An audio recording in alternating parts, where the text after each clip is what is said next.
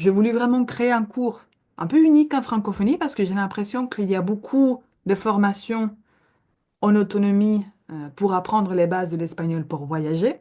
Mais ce qui manque pour moi, c'est le suivi.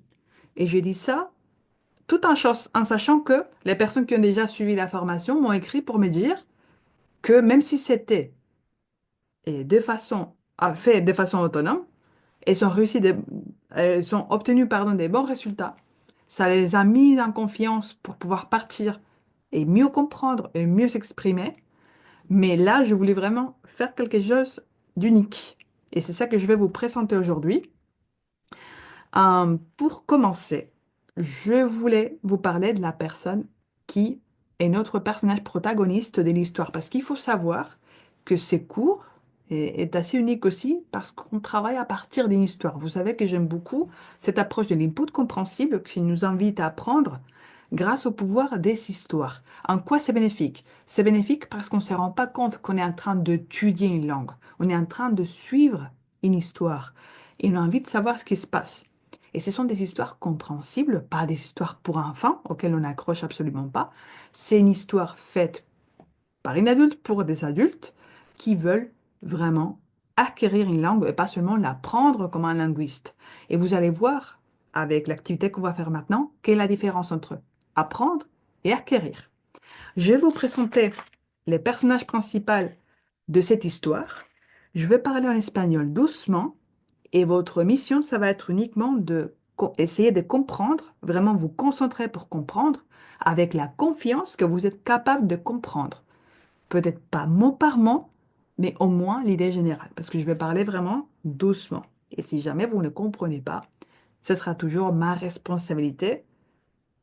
C'est pas votre faute. Vous n'êtes pas bête. Ça veut tout simplement dire que j'ai peut-être parlé un peu trop vite ou que vous avez encore besoin de plus de soutien. Mais comme on est dans un cours collectif en direct, je ne peux pas apporter toutes ces aides. Je l'aurais fait en cours individuel, mais vous n'êtes absolument pas bête. Vous êtes capable de comprendre. Alors, je vous présente ces personnages. Écoutez bien. El personaje principal es una chica, es una chica joven y esta chica joven se llama Claire. Esta chica joven se llama Claire y es enfermera. Selon votre niveau, vous avez trouvé que j'ai parlé trop vite, trop doucement, ça dépend. Mais maintenant, votre mission, ça va être de répondre aux questions que je vais vous poser. C'est là où ça peut devenir challengeant. Écoutez bien. Pour ça, il faut que j'active le chat, sinon je ne verrai pas vos réponses. Voilà. Question numéro 1. Vous pouvez écrire dans le chat si, non, ou vous pouvez, si vous avez compris ce que j'ai dit en espagnol, mais que vous n'avez pas le mot, vous le mettez en français. Si vous avez compris la question et qu'en plus vous avez les mots, écrivez-le en espagnol. Je commence. Première question. ¿Es un chico o es una chica? ¿Quién es el personaje protagonista? Muy bien, exactamente, es una chica. ¿Es una chica mayor? ¿Sí o no? Bien, es una chica joven, no es una chica mayor, exactamente. ¿Cómo se llama? ¿Quién es? ¿Cómo se llama? Claire. Ah, impecable, muy bien, se llama Claire. Claire, ¿es profesora? ¿Sí o no? Non. Je vois, effectivement, en fonction de votre niveau, certains ont déjà compris le métier, d'autres vont tout simplement dire sí o non. Je lance une nouvelle question. ¿Es médica? Sí o non? Parce que vous avez compris. Vous n'êtes pas obligé de me donner une réponse plus complète que ça. Juste montrez-moi que vous avez compris. Certains me disent sí es médica, pero no es médica. No es médica. Médico o médica es una profesión, pero no es la profesión de Claire. Claire es, ¿qué es?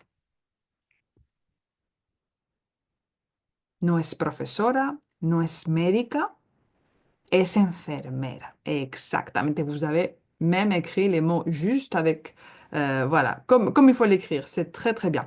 Ça montre que vous avez déjà peut-être un niveau plus A1 consolidé, A2, même B1, je ne vous connais pas. Mais en tout cas, vous avez plus compris. Mais si vous êtes grand débutant, votre mission, ça aurait été de comprendre juste la question et de pouvoir répondre si, non. Voilà. Ça, c'est le principe de cette approche de l'input compréhensible. Et ça s'adapte à la personne que nous avons en face. Et c'est ce que je fais dans mes cours individuels. Je m'adapte, je pose les questions adéquates pour que vous puissiez parler, vous exprimer. Parfois, ça va être si, non. Parfois, ça va être un geste avec la tête. Et parfois, ça va être une belle phrase. Tout dépend de votre niveau. On va continuer. Je vous montre un extrait du chapitre 4 pour que vous puissiez voir les pouvoirs des histoires. Ça, c'est vraiment un court extrait de l'histoire en PDF que vous pouvez écouter et lire dans espagnol pour voyager. Donc, nous avons cette fille, ces personnages pardon, protagonistes qui s'appellent Claire, qui va voyager en Espagne. On va la suivre, on va suivre ses aventures. Et là, je vais d'abord vous lire ce petit extrait. Et ensuite, pareil, je vais vous poser des questions. Les buts, c'est de me montrer que vous avez compris. Salgo del albergue. Hay mucho ambiente en la calle. Ya estoy delante del restaurante. A su lado está el mercado. Entro al mercado para dar una vuelta. Hay una carnicería, una pescadería, una charcutería, una quesería y hasta una pollería. ¡Qué curioso! Vous voyez, ces types d'expressions, pour les obtenir, il faudrait écouter beaucoup de vidéos, beaucoup de podcasts. Là, je fais un condensé dans cette histoire pour que vous ayez à la fois des verbes fréquents, toujours des verbes fréquents, oppressants. Il y a quelques verbes au passé, mais la plupart, ils sont au présent, parce que c'est surtout ça dont vous avez besoin quand vous démarrez.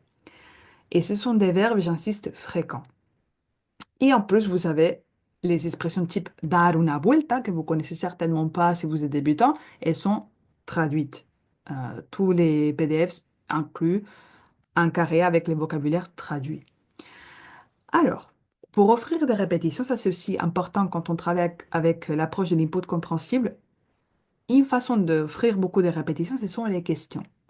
Alors, j'y vais. Même principe que tout à l'heure.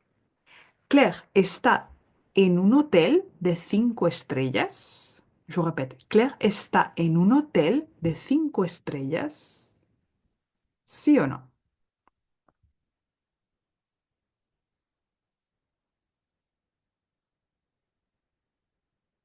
Voilà, je vois les mêmes principes. Certains vont répondre non et d'autres vont faire une phrase. No, no está en un hotel de 5 estrellas. Vous avez compris certainement hôtel. Peut-être si vous êtes débutant, vous n'avez pas compris 5 estrellas. Vous avez compris soit cinco, soit estrellas, ça dépend de votre niveau. Mais le plus important, c'est que vous êtes capable de répondre à une question simple. Et c'est ça qu'on cherche en voyage. On ne comprend pas tout, mais on s'accroche aux mots qu'on a compris pour pouvoir répondre avec les moyens de bord. En efecto, Claire no está en un hotel de 5 estrellas, 5 étoiles. Claire está en un albergue. Y el albergue está en una calle tranquila, ¿sí o no?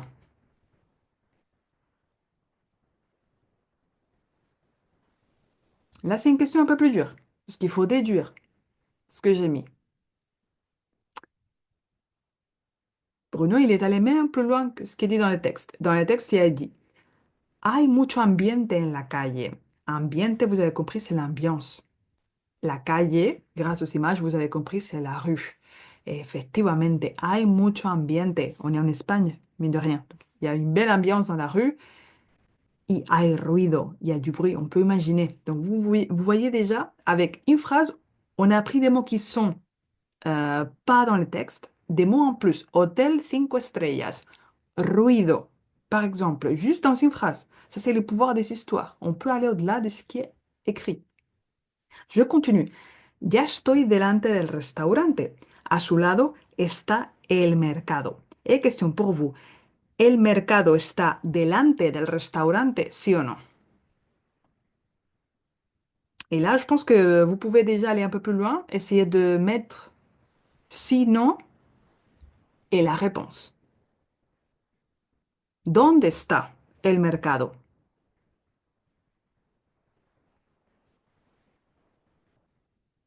Muy bien, el mercado está al lado del restaurante, à côté, al lado, no está delante, ¿de acuerdo? Está al lado. Delante significa devant. Después, ¿para qué entra Claire al mercado? ¿Para qué entra? Ça, c'est une question un peu plus avancée, mais ne vous inquiétez pas parce que de toute façon, tout le vocabulaire qui est difficile, moi je l'explique d'abord, avant d'attaquer chaque histoire, vous connaissez déjà les verbes et les vocabulaires difficiles. Donc une fois que vous attaquez l'histoire, des expressions comme celles qu'on va voir maintenant, ça vient tout seul. En effet, dar una vuelta. Claire entra al mercado para dar una vuelta. Una vuelta, qu'est-ce que ça peut être? Imaginez Claire qui est dans la rue, elle passe devant les restaurants à côté, il y a un marché, elle s'est dit, ah bah tiens, qu'est-ce que je pourrais faire avant d'aller manger? Qu'est-ce que je pourrais faire? Découvrir el mercado, oui, tout à fait. Et quand on va découvrir, en général, on va... Qu'est-ce qu'on fait? On entre, ver las cosas, comprar cosas, tout à fait. Et ça, on appelle ça en français faire un tour. En effet, dar una vuelta, faire un tour. Une expression qu'on peut aussi utiliser pour proposer un bon plan à quelqu'un. Vamos a dar una vuelta. Est-ce qu'on va faire un tour? Vamos a dar una vuelta. Très idiomatique. Et ensuite, en el mercado, c'est la dernière question que je vous pose. En el mercado, ¿hay muchas tiendas? ¿Hay muchos comercios? ¿Sí o no?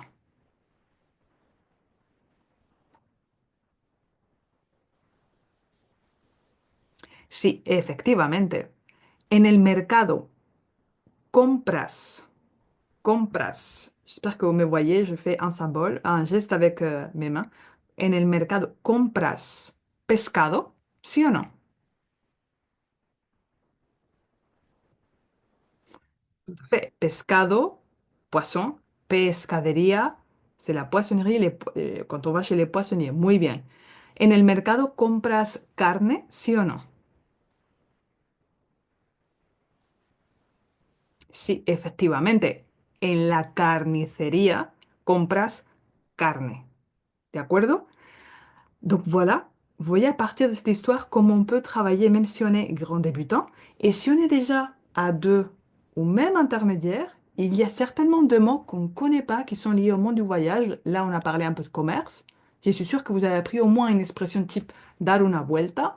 Donc c'est pas mal, en fait, sauf si on a vraiment un niveau hyper avancé, qu'on habite en Espagne depuis 10 ans et qu'on est quasiment bilingue. Ça n'a aucun intérêt pour vous. Mais si vous voulez vraiment acquérir ce vocabulaire qui est pratique, qui est idiomatique, ce cours peut aussi vous apporter des choses. Mais évidemment, il va apporter beaucoup de choses aux débutants, même aux grands débutants. C'est juste que votre objectif va être différent. Quand on est grand débutant, notre objectif, ça va être plutôt de acquérir un maximum de mots pour être capable de comprendre quand on sera en voyage.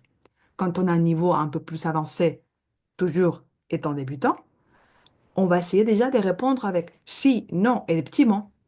On a un niveau plus avancé, on va pouvoir comprendre quand on nous parle et on va pouvoir déjà amorcer des phrases, parfois imparfaites, mais on va oser davantage. C'est comme ça qu'il faut les voir. Parce que si vous vous dites, je pars en Espagne, en Amérique latine, et je m'achète un guide, vous savez, les guides qui ont plein de phrases derrière, vous croyez vraiment, si vous avez jamais appris l'espagnol, que vous allez faire une phrase avec je ne sais pas combien de mots dans la phrase? Parfois, je vois des phrases avec 8 mots. Pour une personne qui n'a jamais parlé espagnol à voix haute, c'est impossible. On est bien d'accord. Donc, il faut y aller étape par étape. D'abord, on comprend. Ensuite, on comprend et on communique dans une autre langue avec des gestes, avec des petits mots en espagnol mal prononcés, c'est pas grave. Et ensuite, on va vers les phrases. Mais il faut pas se mettre tout de suite la pression de allez, je fais des phrases longues comme les bras, idiomatiques, avec un bel accent, et je roule mon R comme en espagnol. Non, il faut pas se mettre la pression comme ça, ok?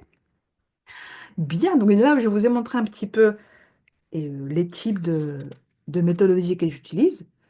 Et avant de terminer, c'est très important, et ça, c'est quelque chose qu'on va faire beaucoup dans les cours en direct.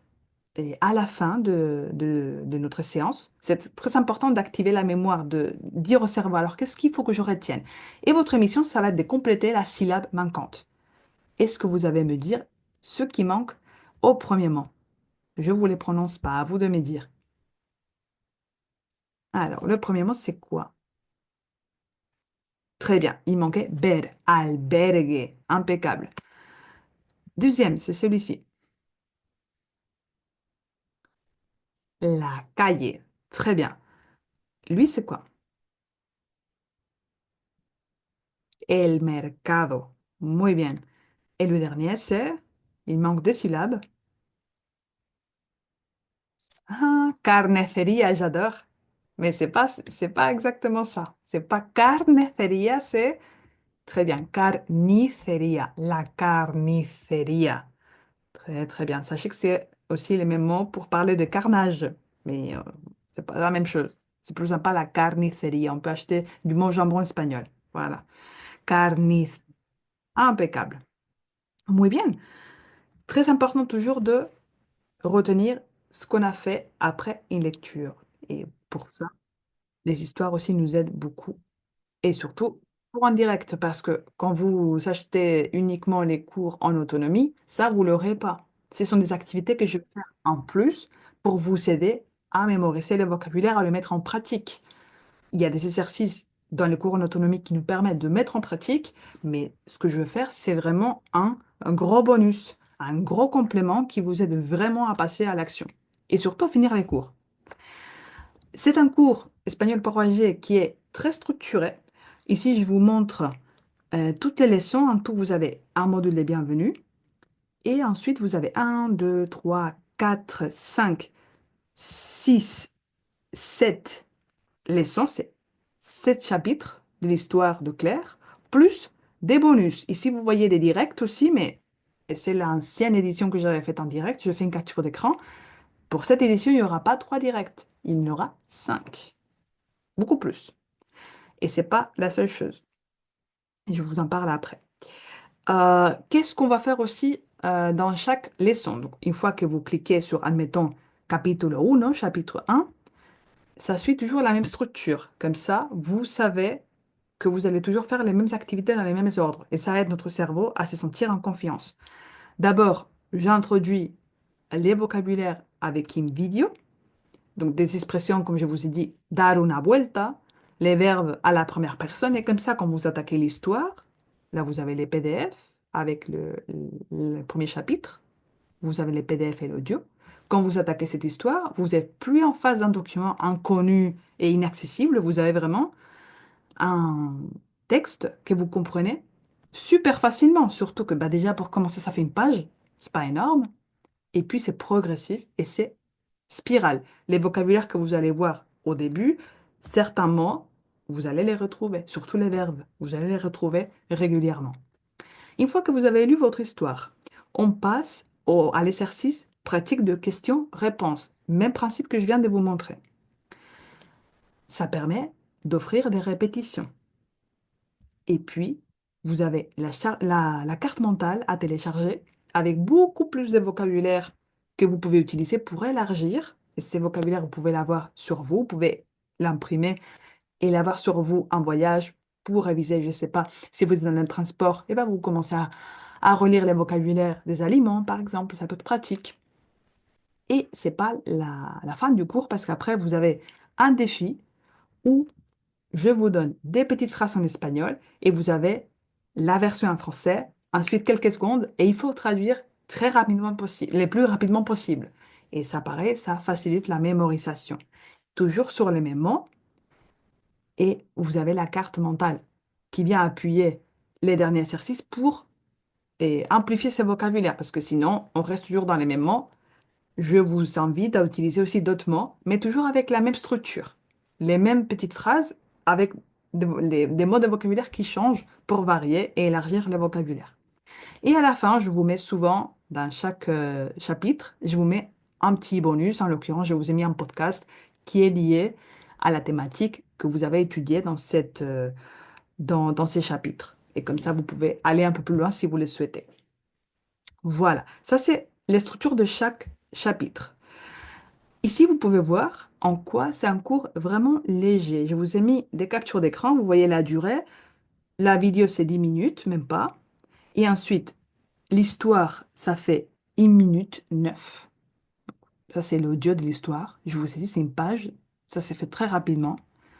Et ensuite, vous avez les défis des traductions. Par exemple, c'est ici 7 minutes. Ça va, c'est pas long.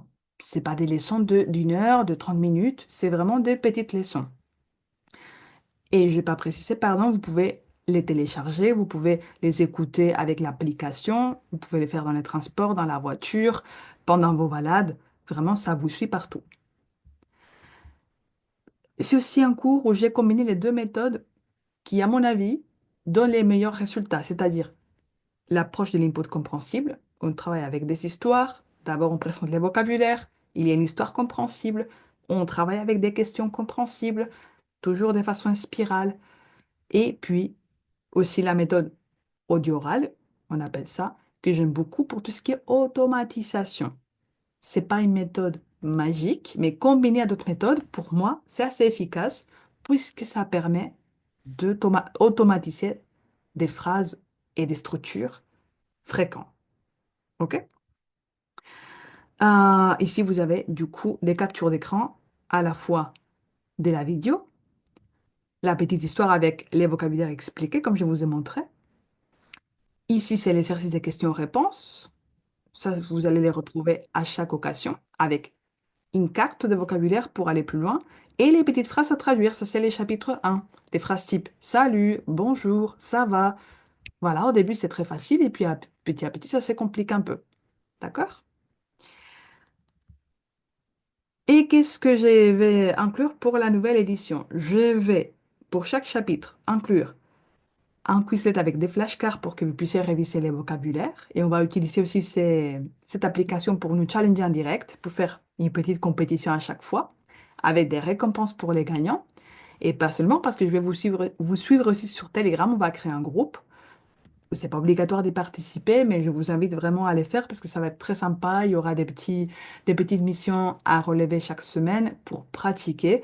Un exemple d'émission, ça pourrait être, je vous parle, comme ça vous écoutez, vous êtes en train d'être en immersion, vous êtes en train de inclure et introduire l'espagnol dans votre vie, vous restez actif et motivé.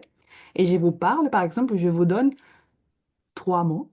En espagnol, il faut trouver l'intrus, les mots qui ne pas semblables aux autres, qui n'a pas des points en commun avec les autres. Et bien, ça vous permet de rester actif, de travailler tout au long, de ne pas abandonner cette formation. Je veux surtout qu'à la fin de ces cours, vous ayez fini les programmes et vous ayez cette satisfaction de se dire, voilà, j'ai acheté une formation et je l'ai finie. Et elle n'est pas restée dans les tiroirs des formations oubliées, parce que ça, c'est vraiment très triste. Je vous montre aussi un témoignage d'une personne qui avait participé à la dernière édition en direct, qui avait écouté le podcast. C'est comme ça que vous me trouvez pour la plupart. Et quand elle s'est inscrite, elle dit qu'elle a tout aimé dans ses cours. Les textes en espagnol à déchiffrer, les ressources en vocabulaire, les exercices, prononciation, traduction dans un sens et dans l'autre, c'est important pour gagner en fluidité, répondre à des questions de compréhension et s'exprimer en utilisant les vocabulaires appris. Les rendez-vous mensuels, à la fois, il y en avait 3. Imaginez maintenant, il y en a 5, elle serait encore plus ravie. Et elle dit qu'elle a appris beaucoup et très vite. C'est une remarque que j'entends beaucoup parce que c'est pas un cours où on doit faire 9 mois d'espagnol pour déjà se dire, ah oui, j'ai quelques connaissances. Non, en 2 mois, vous pouvez déjà parler les bases de l'espagnol. Vous pouvez vous débrouiller. Voilà, merci beaucoup Audrey d'avoir participé à cette édition et d'avoir partagé ces beaux témoignages. Ça vous donne une idée de ce que vous pouvez obtenir si vous vous inscrivez à espagnol pour voyager. Voilà, alors pour cette édition, il va y avoir 5 directs. Le premier, on le fait, c'est vendredi 4 avril, donc dans une semaine, pour vous souhaiter une bienvenue, pour expliquer les modalités, pour répondre à des questions précises, résoudre des problèmes techniques si vous en avez. Et ensuite, on se voit et lundi 14 avril. À chaque fois, ça va être des lundis, une fois à peu près, comment dire, toutes les 2 semaines, 2 fois en avril et 2 fois au mois de mai, à 18 heures. On ne peut pas assister, il y aura toujours le replay. Mais même si on voit le replay, comme il y a les défis sur Telegram, et que vous pouvez évidemment me poser des questions aussi par mail, et que vous regardez les directs, qui est fait pour que vous puissiez participer en temps réel, c'est vraiment comme si vous étiez avec moi. Et après, vous avez la solution donnée par les autres membres qui sont présents, mais même si vous n'êtes pas là, ça travaille. Vous allez parler, vous êtes tout seul dans votre bureau et ça parle espagnol chez vous. C'est juste que voilà, je vous écouterai pas, mais vous pouvez quand même vous autocorriger. Et ça, les mêmes effets, parce que finalement, ce qui nous intéresse, c'est de pouvoir rester actif, pas juste lire, traduire des phrases et de façon isolée. Là, vraiment, vous allez aller beaucoup plus loin que si vous prenez l'option en autonomie, qui est, je le répète, efficace, mais cette édition va être encore plus efficace que l'autre. Forcément, dès qu'il y a du direct, c'est plus efficace.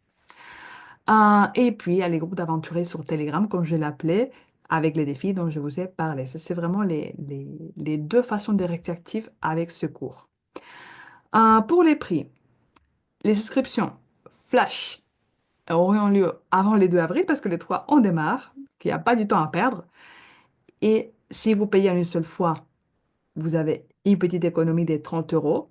Ou si vous préférez opter par les paiements en 3 fois, c'est 3 fois 97 euros. Ce qui n'est pas beaucoup. J'ai choisi un tarif vraiment qui est abordable pour tout le monde. Pour les anciens élèves qui souhaitent compléter leur formation par cette édition en direct qui est beaucoup plus active et beaucoup plus suivie, vous pouvez y accéder pour seulement 100 euros. Je vous offre 50 euros pour vous remercier de votre fidélité parce que vous vous étiez inscrit déjà auparavant. Et j'ai voulu être encore plus généreuse pour cette édition parce que j'ai vraiment envie de vous aider à partir sereinement en voyage. Et pour les premières personnes qui vont s'inscrire, les 5 premières places, je vous offre une séance individuelle avec moi pour pratiquer et sur la mise en situation que vous souhaitez, que ce soit les restaurants, l'hôtel, donner des indications, ce que vous voulez. Et vous me posez des questions si vous avez des choses que vous voulez savoir sur l'Espagne, sur un voyage en particulier, sur votre destination et que je peux vous aider, ça sera avec grand plaisir. Donc ça, c'est pour les 5 premières personnes qui vont s'inscrire. En plus, c'est pas fini parce qu'il y a des bonus. Je donne toujours des bonus dans les formations pour vous motiver davantage. Dans ces programmes, vous avez une masterclass que j'appelais No hagas el guiri. Si vous ne savez pas ce que ça veut dire guiri, bah vous le saurez après avoir vu cette masterclass. Mais le but, c'est vraiment de faire des vacances authentiques en Espagne, et n'est pas de faire des trucs des touristes. OK? Et avec ça, c'est une masterclass qui dure plus d'une heure. Dans mes souvenirs, c'était plus d'une heure. Et c'est très complet. Et en plus, c'est rigolo. Vous allez beaucoup aimer cette masterclass.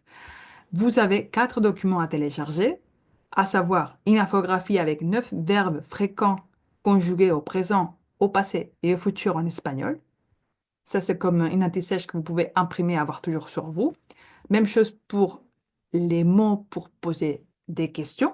Comment dire quand, comment, lesquels, etc. Un petit rappel. Très important, les chiffres en espagnol. Ça dépanne à chaque fois. Et comme je tiens vraiment à que vous ne soyez pas chargé de documents pendant votre voyage, c'est quand même pas pratique, je vous ai préparé ces documents. C'est un passeport que vous pouvez imprimer et puis plier. Et vous complétez avec les mots qui vous semblent importants, par exemple des mots que vous risquez d'oublier, des mots vraiment qui vous parlent. Et ça, vous pouvez les garder et l'avoir sur vous. C'est les passeports linguistiques que je vous offre. Tout ça, c'est inclus comme bonus dans les 2 éditions, que ce soit en autonomie ou dans l'édition spéciale. Maintenant, vous devez vous dire que peut-être, parce que ça, Je l'ai déjà entendu beaucoup de fois quand il s'agit d'un cours collectif que ça vous impressionne de parler devant des inconnus. Mais dites-vous quelque chose. Si en ce moment vous n'avez pas la possibilité de rejoindre un cours individuel, parce que ce n'est pas les mêmes tarifs évidemment, c'est une excellente opportunité. Et en général, les gens qui écoutent les podcasts, ce sont des gens très sympas parce que ce sont des gens comme vous. Ils ont les mêmes centres d'intérêt, ils ont souvent la même personnalité. Et en général, on dit qu'on attire les mêmes personnes. Moi, j'ai créé un contenu qui attire des personnes qui sont compatibles avec moi en général. C'est pour ça qu'ils finissent par acheter mes formations parce qu'elles me font confiance et moi, je leur fais confiance et ça se passe très bien. Il y a toujours une belle ambiance dans les cours en groupe et c'est un format que j'adore animer. J'adore les cours individuels, mais vraiment, les cours en groupe, il y a toujours une énergie qui nous importe. C'est très, très, très cool. C'est aussi normal si tu te demandes si c'est les bons moments. Et ça, j'ai envie de te dire, c'est comme la maternité, ou la paternité d'ailleurs. On n'est jamais prêt. C'est jamais les bons moments. Parce qu'aujourd'hui, j'ai les crédits. Demain, mon enfant tombe malade. Après-demain, c'est moi qui suis malade. Après, ben, j'ai de la flemme parce qu'il fait beau, j'ai envie de sortir. Il y a toujours des trucs. Donc, à un moment donné, si c'est une priorité pour vous, que vous partez bientôt et que ça vous stresse de vous dire, ah mince, si j'ai un problème de santé sur place, si j'ai besoin de profiter et je veux vraiment profiter du voyage sans faire les touristes, de manger dans des bons restos, de demander des renseignements à l'hôtel pour avoir les bonnes adresses ou de me faire des connaissances, si je vais dans une auberge de jeunesse par exemple ou dans un camping et que j'ai envie vraiment de discuter avec mes voisins et je vais pas être frustrée parce que je ne sais pas enchaîner deux mots en espagnol, eh ben, à un moment donné, il faut faire des choix. Et peut-être que si vous allez faire votre jogging 5 fois par semaine, bah, vous allez en faire 2 fois par semaine pendant 2 mois. C'est pas la fin du monde. Après, vous reprenez vos habitudes. Mais là, si c'est important pour vous, il faut y aller. Il faut être courageux. Et ça, c'est pour les personnes qui ont plus de... parfois je sais pas, 50 ans, 60 ans, parfois on dit, ah oui, est-ce que c'est les bons cours pour moi? Parce que tu sais, Paloma, je suis un peu âgée maintenant, mes neurones ne travaillent plus. C'est pas vrai. Vous avez un cerveau qui travaille. Donc ne vous dites pas, oui, je vais chercher peut-être une formation plus facile que celle-là. Ou peut-être pour d'autres personnes, ça sera le prix. Je vais voir s'il y a des formations moins chères que ça. C'est possible. C'est possible qu'il existe des formations plus chères que la mienne et moins chères que la mienne. Parce que les marchés sur Internet est immense. Mais les temps que vous perdez à chercher une formation, alors que cette là, elle vous tente déjà, que vous êtes assez convaincu, pourquoi perdre le temps? Alors que vous pouvez, cette nuit, vous coucher en vous disant, ah ça y est, vendredi, je vois pas le en direct, on va démarrer le jeudi 3. J'ai déjà un programme pour les 2 mois à venir, et j'ai plus à me dire, ah oui, si je fais ceci, si je fais ça. Allez-y, si ça vous parle, ne vous posez pas de questions. Allez-y, vous allez, de toute façon, quand vous sortirez la carte bleue, vous allez toujours avoir un moment d'hésitation et de vous dire, ah mince, qu'est-ce que je suis en train de faire? C'est normal parce que le cerveau, il n'aime pas la nouveauté. On a toujours un petit peu peur, mais une fois que vous serez dedans, et surtout visualisez-vous d'ici 2 mois, après avoir suivi les cours, vous vous direz, ah bah merci à mon moi d'il y a 2 mois qui a pris cette décision. Voilà. Je vous montre aussi euh, comment les personnes qui ont acquis ce cours avant vous se sentaient à l'époque. Et ça va vous parler parce qu'elles étaient peu confiantes, elles avaient la gêne de parler, il y avait peu de progression malgré le fait d'avoir suivi des formations à droite à gauche, il y avait beaucoup de curiosité, des difficultés à l'oral, mais il y avait peu de résultats. Après avoir suivi les cours, qu'est-ce qu'elles en pensent? Les programmes à structurer mes apprentissages et m'a permis de voir une progression. J'ai des phrases et des expressions pour les situations particulières en voyage. J'arrive de plus en plus à répondre à des questions du tac au tac. Il m'a aidé à mémoriser des expressions courantes. Maintenant, je suis plus confiante, vraiment moins gênée, beaucoup plus à l'aise. Je pars demain à Valladolid et j'ai l'envie de pratiquer. Donc voilà, c'est complètement un changement d'état d'esprit. On passe de la peur, de la gêne, de la confusion à un état d'esprit où on se sent pas bilingue. C'est pas nécessaire, mais on est déjà confiant et on a surtout envie de pratiquer ce qu'on a appris.